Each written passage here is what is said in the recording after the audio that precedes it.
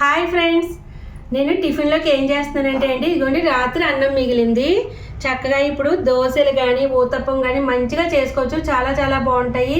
దీని full video మొత్తం process అంతా లింక్లో పెడతాను, తప్పకుండా చూసి మీరు కూడా ట్రై చేయండి. ఇదిగోండి మిగిలిన రైస్ తోటి అన్నం తోటి నేను ఇలాగ ఊతప్పాలు చేశాను. చూడండి ఎంత బాగా వచ్చినాయో.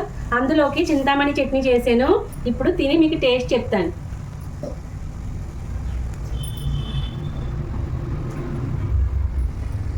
ఇలా వేడివేడిగా ఉండాలి చింతమణి చట్నీ, అప్పుడే చాలా బాగుంటుంది.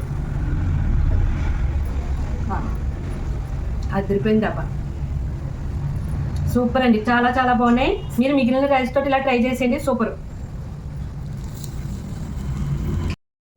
చూసారా అన్నంతో ఊతప్పాలు ఎంత బాగా వస్తున్నాయో. చక్కగా క్యారెట్ అన్నీ చల్లేసిన తర్వాత కొంచెం మసాలా పౌడర్, ధనియా జీరా పౌడర్, అందులో కారం అన్నీ వేసి ఇలా వేస్తే లుక్ అదిరిపోయింది, టేస్ట్ అదిరిపోయిందండి.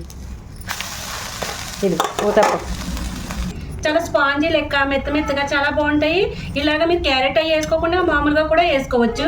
మేము క్యారెట్ అవన్నీ వేసుకుని మంచి టేస్టీగా పైన మసాలా పౌడర్ కూడా చల్లని. చూడండి ఎంత బాగుందో, సూపర్గా లాగించేస్తున్నాను. పక్కనే వేడివేడిగా చింతామణి చట్నీతోటి సూపర్ ఉంది.